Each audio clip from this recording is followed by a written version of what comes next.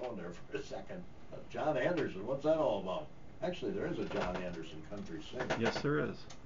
And, oh, that's right, I forgot about Yep, we're at a point that we are really looking for volunteers to step up and be on the board. We've got a board that's been there. We're a fairly experienced board. We've been there a while, but we lose a member or two every year or two, and we've just really shrunk down. And so we're really looking for some people to step up and join our board and help share some of the duties on that. It's just there's way too many activities for the number of people that we have trying to run the number of events that we're running. So I was sitting thinking as I was writing on our website about today's show, and I posed the question to listeners on our website, should there be a Faribault Day at the Rice County Fair or something, and incorporate maybe that way, or what do you think?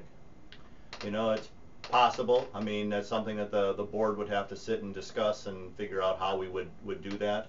I mean, are you looking at in replacement of Heritage Days or just as a day to try and help promote it? Well, it could be either way, I guess. Because you know, part of it just comes down to the manpower available to do it. I mean, if you go to a number of the events, you see about the same 6 people at every single event, and it just, you know, we get to the point that when we get done with Heritage Days, we've been working 16-hour days, and they're just it's just time to be done for a while, and so that's when we take usually July and August off. But we're scheduled to fire right back up in September again and try and go, but we really need some help from people if it's going to go, or if we're going to downsize or decide how or what's going to happen with it if some people don't step forward and assist us in a number of different areas. And you know, I will say, and I get to a lot of community celebrations, every town, frankly, is in that same boat, Paul, where they have very few volunteers, and it's just a handful of people that run the events. Yep, and I understand that. I mean, if you even think back with Heritage Days, we went through this probably about 15 years ago or so. The board that was there was just getting really burned out, and they made the same plea, and some people stepped forward and saved it for a while, and we've gone for approximately about another 15 years again, and we're kind of back in that same boat again. We need some more people to step in. We need some fresh blood. And some young blood would be nice. Some young blood would be nice. Some people who want to take the festival over and move it to the next level. I mean, we're excited to see it continue to grow. I think everybody on the board really believes it's a fantastic board, but they also don't want to feel like they have to do this. This is something that we want them to do, not that they have to do to keep it going. Right. Now you've got the blue collar event. The Blue Collar Festival's downtown, the International Festival. I mean, I know that they've struggled a little bit as well too over the years. So they struggle. I don't know if it was last year or the year before, but they kind of put the same plea out that it was near the end because they were struggling with volunteers. And you know, Tree Frog was here many years, and it, of course. Tree Frog has come and gone. Yep. And again, their board shrunk down, and it just got to be too much for just a few people that were there. The balloon rally, that's kind of come and gone based on, you know, who's been there to assist with that. And I think the last time they did it, I believe they had a professional person come in who just does festivals like that helped out the balloon rally the last time. So there are options out there if there's money to be spent, and that's another area with Heritage Days is we just need somebody that can do some fundraising and stuff for us. We've been dwindling down the fund balance, and we barely have enough funds to be able to do a startup for it, because you spend a lot of money in the off season lining stuff up, and then you hope to get it all back in the summertime. Yeah, we'll talk more with Paul. We're going to find out what the commitment is. I mean, how many hours are they asking us to put in if we volunteer? We'll do that when AM Minnesota continues. I feel like a munchkin here. I got this chair that's slow and it won't go up. I can barely see it over the counter. I feel like a midget, Paul. This is ridiculous. Anyway, we'll do that when AM Minnesota continues. Right? Paul Penansky is with us. He is on the board of the Faribault Heritage Days celebration. They have been around for, well, we don't seem to know. I think it's about 3 decades, right around 30 years. 35 years. I have it in my office. I just did not bring that with me. So. Fine. Well, I'll have to find out because it's not on your website. I know that. Correct. Sorry about that. Faribault Heritage Day celebration. Another area we can use help in. Yeah, you need a little spot there about the history, you know, how it all got started, why it got started, all that good stuff. I put in my post what I could recollect, and that's that in the early years of this event, Faribault's Heritage Day celebration, they took out a different heritage each year and observed that for the Germans, Norwegians. I remember one of the biggest crowds we ever had was when the Native American heritage was celebrated, and we had a big powwow down in Central Park. This is before the Cardinal Point was built and everything. Okay, that was before my time that I was here then. And I know that we used to do that, and about the time I got on, a lot of that had stopped. Right. They were struggling really to get the groups to really commit each year to doing a number of activities and stuff there, and it just got to be a lot of work and a lot of commitment, and every year it was a complete start over again, because you'd have a whole nother ethnicity that was coming in Right. to really to try and do that, and then you were really at the whim of who volunteered to step forward and do that. And so it kind of has gone to more of a generic Heritage Days, and I'm guessing 15, 17 years ago was when Yeah. that change happened. And that makes a lot of sense. I mean, we're a melting pot.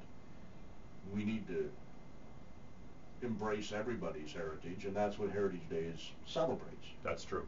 It's just about everybody getting out and enjoying everybody else's company. And you just need to really have a lot of fun out there and just enjoy who our neighbors and friends all are.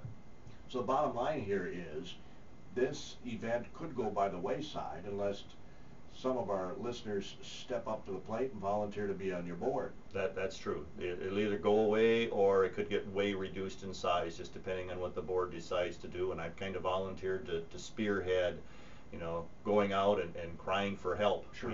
We really need some help and stuff with this. And So you're going to speak to the Rotary and other clubs? for anybody that'll have us, we would like to speak to them and just, talk about this and get some people to step forward. And so, yeah, anybody that's willing to listen, we'll put the word out and let them know that we're looking for volunteers right now. Well, it would be a shame, this is just my own opinion, if it were to go bye-bye, because virtually every community has their own celebration. And I realize, I said earlier, we got the Blue Collar Ribs and Arts Festival and all that stuff. Yep. It's another one of those festivals that the more of these we do, it kind of barbecue and Arts Festival. the Blue Arts Barbecue Festival, yeah.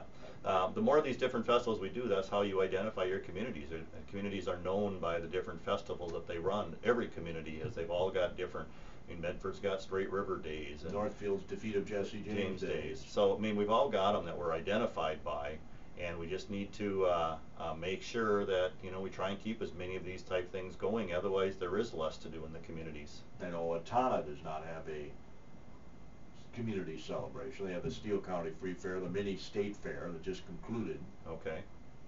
Yep, and so, they do help identify communities, though. I mean, having a nice big event like this brings people out, and it gives us a chance to see, people they haven't seen for a while, to enjoy activities. I mean, with Heritage Days, I have 7 pages worth of different events that we do during that course of that, ranging from tours to fishing contests to runs to the parade to just about anything out there. And we have just a huge variety, and it makes it a lot of fun for a lot of people. I mean, even when you get to some of the unknown activities that are out there, I shouldn't say unknown, but the activities where we're searching for the medallion and stuff gets to be fun for people out there, because it brings a lot of community excitement back in to go out and try and understand the history of the community, the way that the clues are put together. It is really kind of a cool deal. Yeah, well, there's no question about that. Now, the interesting fact of the matter is, Faribault is very rich, and we really embrace our history.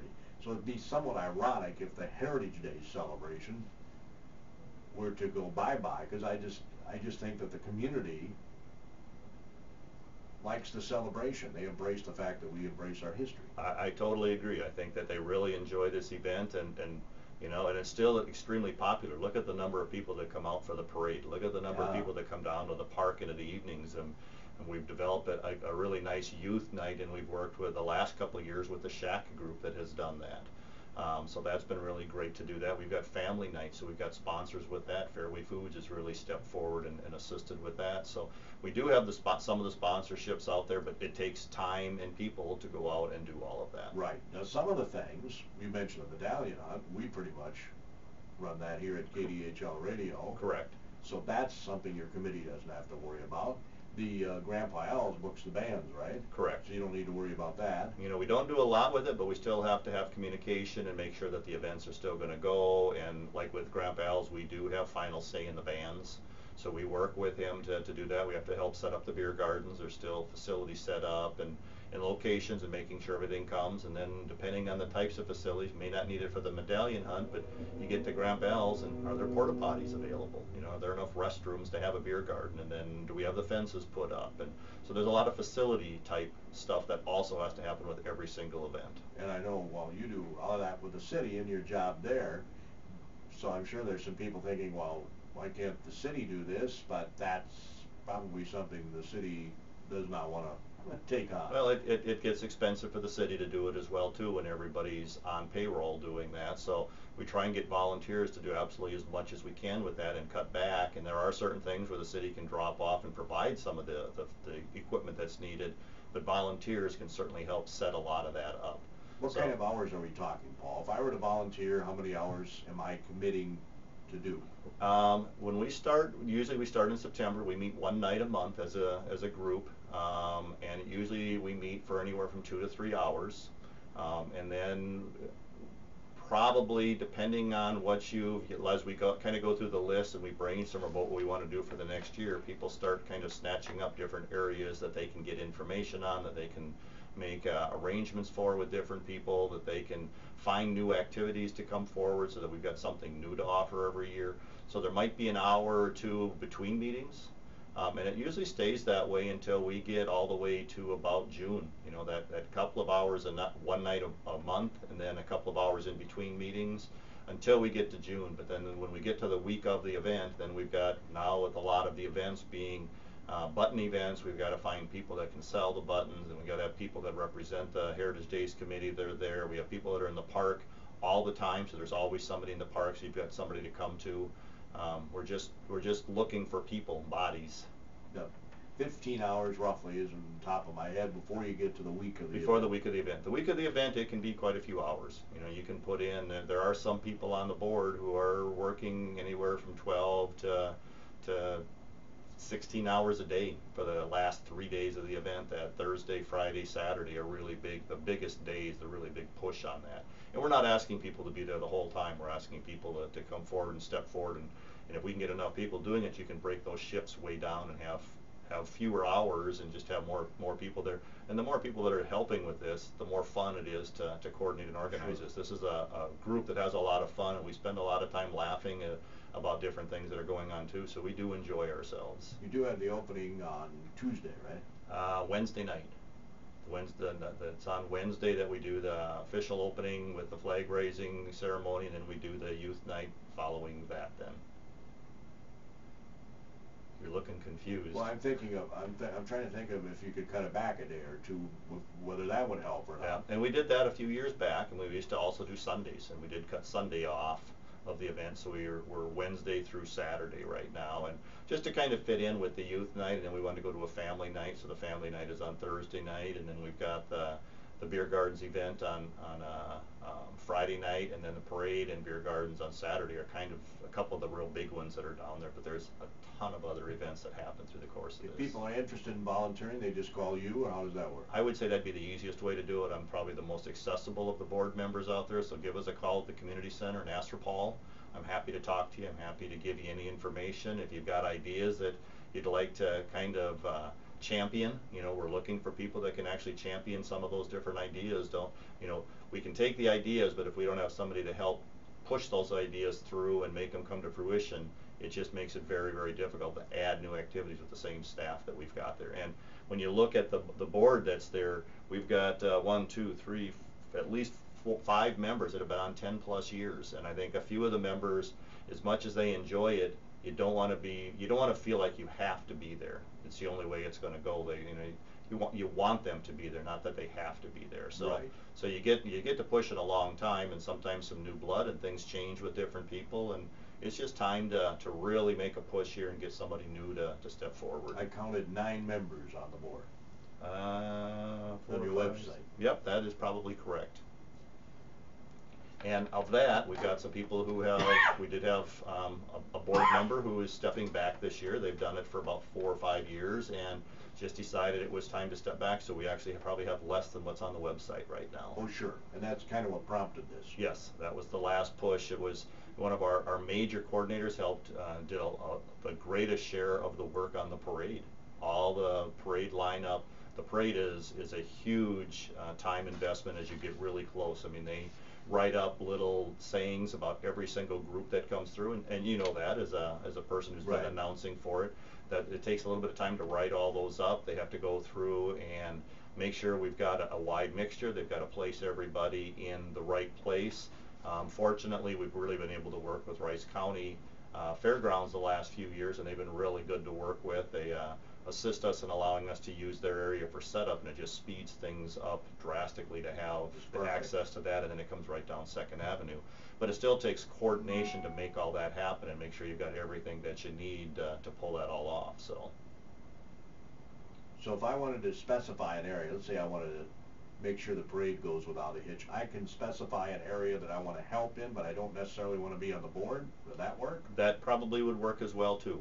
You know, we just need the bodies there to really help. Volunteers. We are going to need some board members, because I just feel like there are some board members that would like to Sure. to slow down a little bit. Things have happened and they'd like to adjust other ways. We did have that last year. Carrie Casper stepped up last year and really assisted with the craft fair. And on the craft fair, she took that, and we went from only 6 or 7 booths in previous years. I believe we had over 40 booths last year at the craft fair down there. And that was just, she was a local person who said, I can do this better than what we've been doing it, and by gosh, she showed us she could. Yeah. And that was fantastic. That's what we need to have, is somebody that's willing to champion an entire area and really make the festival a better place. Because I have to be honest, Paul, it appears from afar, well, I guess I'm not as afar as some, but it appears from where I sit that this pretty much runs itself every year.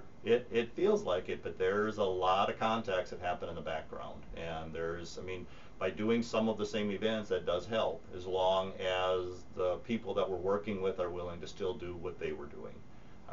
You know, we've struggled. We weren't sure if we were going to have a car show this year, and we ended up being able to pull the car show back off, the classic car show. The Soapbox Derby's been a little bit in jeopardy with one of the local communities around us dropping it. We Yep. weren't sure if we were going to have that, and then we had some people in mind that we were hoping that would take that over a couple of years ago, and that didn't happen. So it stays with the board to do that. So we really need people to step up, willing to take areas like that. So it's just, it's a fun time. It really is. You know, I don't want to make it sound like it's just a lot of work for everybody. We really enjoy ourselves, and I don't think anybody dreads having to come to the meetings and stuff. We try to enjoy ourselves as much as we can and have a good time, but it gets to be a lot of work, and we're just looking for some new blood out there. Oh, I'm sure it does. And it probably wouldn't be a bad idea to have couples Sure. as part of your If there's volunteer couples that effort. want to come out, that's fine. You know, we're happy to work with just about anybody out there. Somebody, you know, we just need some of our leaders that we have in the community. We've got some programs out there. There've been some Blandon people and some Faribault Futures people and a lot of other leaders in the community. Just we could get us into to help in this area as well too. I know that a lot of them are busy in other areas, but this is another area that just really could use some assistance. One of the other things, Paul Penansky is with us. He is the city's Park and Recreation Director, but we're talking today. He has a different hat on. He's a member of the Faribault Heritage Days Celebration Board. Well, you've been on the board probably ever since you've been to town, right? Not from the very beginning, but I've probably been on about 13 or 14 years now. So I shouldn't say I've been on the board. I've been assisting with it for about 14 years. Our department's been doing it the whole time. But, Sure. I've probably been on the board for about a dozen years myself. And that makes sense to have that city.